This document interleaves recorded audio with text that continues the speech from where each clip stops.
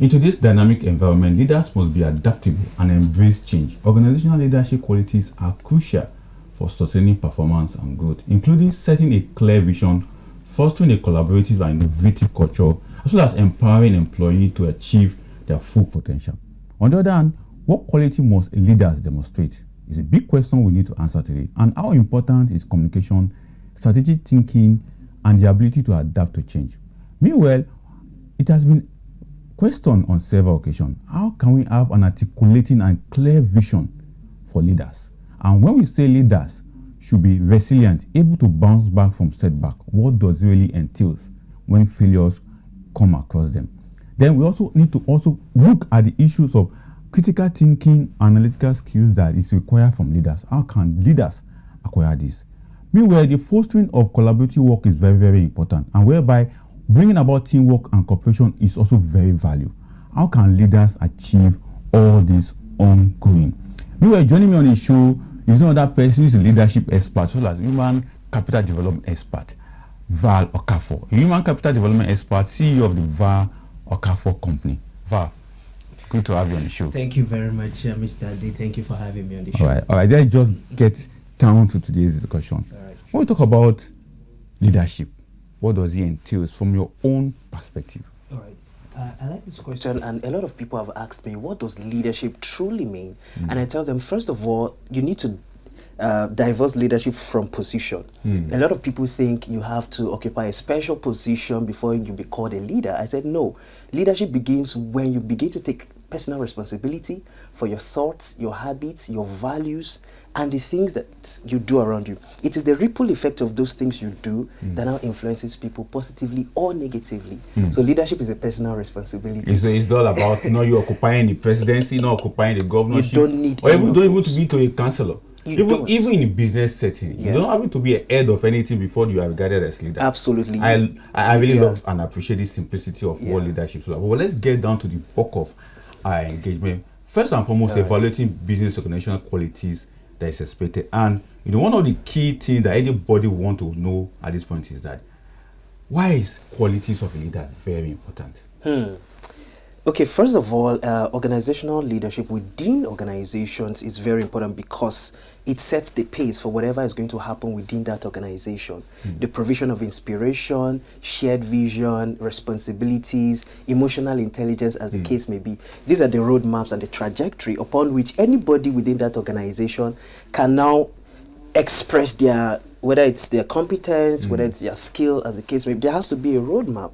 If there's no destination in view, every route will appear as the road to follow. So there has to be that roadmap and trajectory leaders must set in place for everybody coming in to follow. That is what fosters productivity and success within the business environment. One thing that is very, very impressive about your submission is that you are simplifying some of these submissions. You are making it very, very, I would like to say word friendly in the sense that people can quickly grasp what you're saying. But from the perspective of every layman out there watching or educated person watching, they'll be asking, you talk about leadership quality. And this guy have said that once you take position, it's a personal race, something like that. So what are those qualities of leaders that we need to have in business setting particularly? First of all is a shared vision. Vision is who you are based on what you can see. It's what defines your present circumstance. Mr. Day, trust me, it's because of what you have seen. That is what is shaping your association, the books you read, the places you go to. Why? There's a picture you've painted for yourself, and you're telling yourself, I want to get here in the next 10 years, in the next 5 years, in the next 20 years. And that is what is shaping your behavior now. So you need shared vision, number one. You need emotional intelligence, number two. You need adaptability, number three. You need empathy, within the work environment, especially when people are involved. And why is this very important? You cannot expect people to express their skills when there is no roadmap, and that's why vision is important. Then adaptability is another thing I would like us to really talk about, because we live in an ever-evolving world. Experts call it VUCA world. Volatile, uncertain, complex, and ambiguous. The world is changing so fast that if you are not careful, you will simply log yourself into history without your permission. And I can give you instances. We'll get to that, but there's something that you said that is quite okay. that struck me. Said, the vision around leadership. Yes. And I want to ask you, do you have a crystal ball with you? No, I don't. Okay, go ahead. Okay, so you see, many years ago, Blockbuster was the mainstream video producing company. It was a movie rental company back in the US. And a lot of people, in fact, they had over 9,000 stores across the world with 85,000 employees. But what happened? They refused to evolve. They refused to digitize their streaming. In fact, Netflix met them and wanted to sell off Netflix for $50 million. They laughed it off. Guess what? Today, Netflix is worth $150 billion. And in 2014, only one store from Blockbuster is existent. Now, it's like a museum where people go to and say, oh, there was something like Blockbuster before. That's what happens when you don't evolve. That's what happens when you don't adapt to the current trend that's happening in the world. Another one, if you permit me. Okay. Yeah. Another one is Nokia. I saw my dad and his friends and other elderly people boast with Nokia phone, and then you see them tied around their waist, and when they're walking, everybody could see the Nokia phone. Today, where is it? It's nowhere to be found, right? The likes of Apple and Samsung and Itel and Infinix, they've taken over because of that evolution that happened. What about To Go? Mr. Dewe, you want To Go? I was there before, but I'm no more there. Of course, I was there before. I'm no longer there. What happened? In 2009, two South African undergraduates co-founded To Go. Yes, Ashley Peters and Alan Wolf.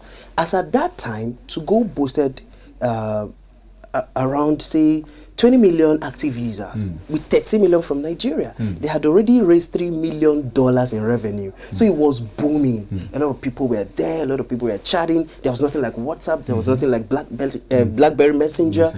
But today they are nowhere to be found. Why? They did not evolve from JavaScript to Android and then iOS. That is what happens when people don't adapt, and adaptability is a leadership quality that every one of us must possess, whether you are in a position of authority or not. You see, I mean, this is so important. You are very interesting. And, Thank you. Apart from just the adaptability, there is a route that you have said I need to take, but there are challenges that we need to conquer. So let's look at challenges of leadership quality towards the adaptability that you're talking about. Fantastic. So from your angle of what you have said so far, so what are those challenges? I mean, there are a lot of challenges. Number one on my list is instant gratification. And I think that a lot of young business owners need to kill instant gratification. What are you building your business for, and why is your business in existence? A lot of people are in business because they want to survive. Money for food, money for rent, and of course there's nothing wrong with that, but you must, that's why we're talking about vision now. You must think beyond yourself, your family members, your community members, to the world. Toyota is a Japanese company, but it's in Ghana, it's in Nigeria, it's in Algeria, it's in America, it's everywhere. And that's the mindset you need to have when building your business, something that can transcend one generation to another. So we have a lot of people who want to just make it now, who are into business to survive, who just want to solve immediate needs. So we must kill instant gratification. Number two, lack of mentorship. Isaac Newton said that if I have seen Father, it is because I stand on the shoulders of giants. Whatever it is that you're dreaming to achieve, somebody has done it or somebody is doing it. What you need to do is to locate those people who are doing it and achieving success at what you want to do and follow that trail. If you want to arrive at the destination where giants arrived, just follow their footprints.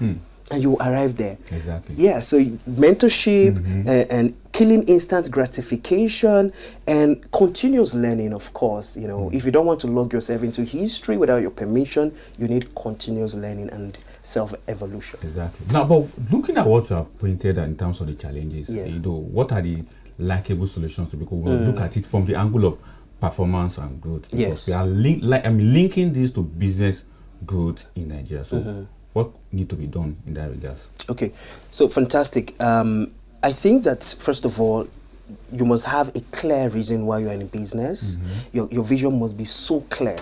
So why you're in business, and that will define your commitment and consistency when challenges come. You know, sometimes the business environment is not even easy. Let me give you some statistics. According to Smedan, right? Smedan says 80% of startups in Nigeria fail within the first 5 years.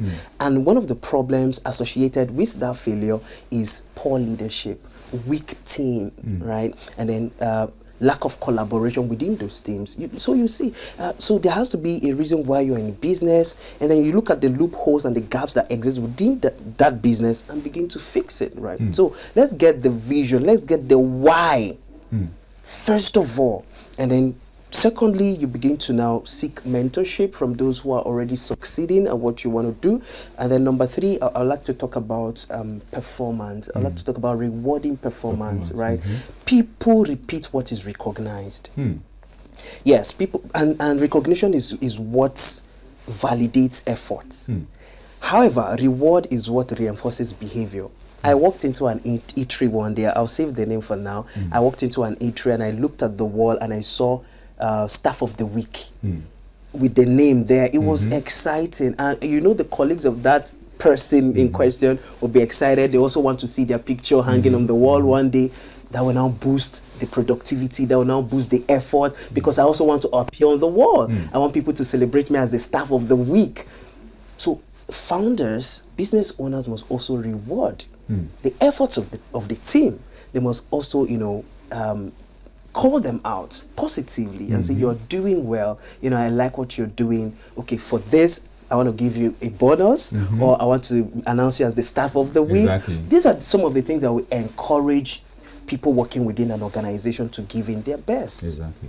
Very interesting. But let's also take a very quick look at fostering adaptability and change management. Even though you have said it in the past, but let's take a critical look at it. Adaptability. A lot of people are not ready for change, particularly in business setting. I could recall, let's go a little bit of a policy economy of the government. When subsidy was removed, a lot of business begin to complain about energy costs and the rest of them.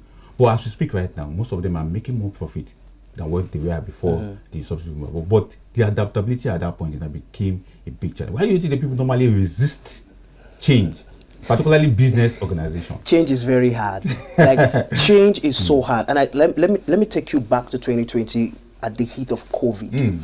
I remember joining a Zoom meeting. I didn't know how to mute my mic or turn off my video. And when my colleagues from other parts of the world were discussing, I was busy speaking to my family members in the parlor, and they had to call me, Mr. Okafor, please, could you turn off your mic and all of that. I did that because I was ignorant.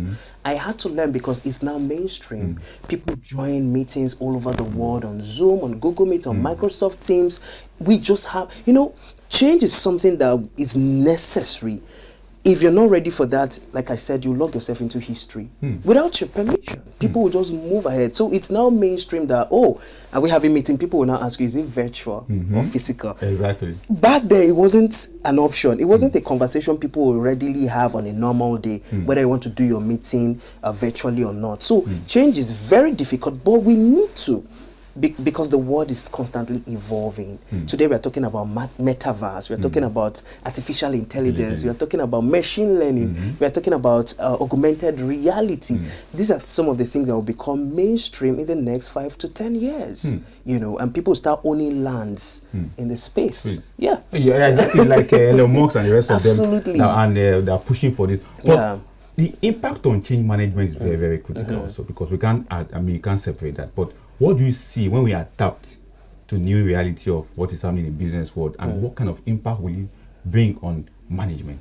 Okay, so fantastic. You know, when people adapt to change, I'm going to also use Netflix as an example. You know, the world evolved from just renting cassettes from stores to now streaming with your phone or your desktop. Now it's going to reach a wider audience. Do you know how many people are in the world? 8.1 billion people. How many stores do you want to own to be able to serve that large number? So now that it has been digitized, people can subscribe to Netflix, And so it has wider coverage as Netflix Nigeria, as the case may be. All over the world, there are different Netflix operations there. So it gives you a wider coverage. It makes you to impact the world in a more wider manner, and all that. So change is necessary. People should not run away from change. The impact is great because you have a lot more people coming in to subscribe to your services or your product. We are here today, we can buy from Amazon. Very well. Amazon is in the US. Exactly. We are here today, we are using Facebook, Instagram, WhatsApp, Thread, LinkedIn, as the case may be. But all of these businesses originated from somewhere. Silicon Valley, like, United States of America. And this is what is called soft power. And our people must understand the power of soft power. You mustn't transport your body physically to these places, but your product can go ahead of you. That's how we should start thinking. How can my products make impact in China? How can my products make impact in Germany, in Japan, in America, in the UK and everywhere? Because over here we eat pizza. Pizza did not originate from Nigeria. It's soft power. I believe that jollof rice is qualified to become a soft power. Is it Nigerian jollof rice? Nigerian jollof and any other jollof. Okay, exactly. Suffice is African, right? It's time to export Nigerian jollof, and people in America will enjoy it. Gary has also gotten to that level where it needs to become a soft power. This is what we should do. And the mindset of, we are Pan-Africans, we should close our doors. No, that is not how to think about it, because these guys are over there, and then we are using their stuff. They don't necessarily have to infiltrate, right? Even their products and services don't necessarily have to be here. Yet in your small room somewhere in Abuja or Lagos, you're using their products. That is soft power. It's more lethal than anything you can think of. Than world war itself. Exactly. The way you are mentioning soft power is taking me to the realm of the foreign policy, because some countries use soft power. And when they talk about soft power, they're talking about giving out aids, encouraging through NGO and rest. But we are understanding that soft power goes beyond that. It goes beyond that. In fact, we don't need aids. We need collaboration. We need investment, right? In 2050, Africa's population will hit 50 billion.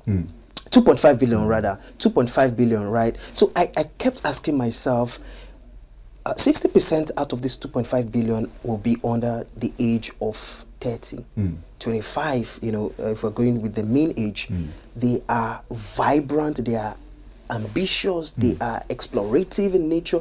What are we going to do with that population? We are sitting on a gunpowder if nothing critical is done to invest in them. And of course, because these guys are coming from a place of deprivation, if you flash any ray of hope, they will jump in. They will want to, in search of greater pastures, leave whatever potential is here to go where they can earn foreign exchange and send back to their families. We must begin to think differently, to invest in this critical mass of people.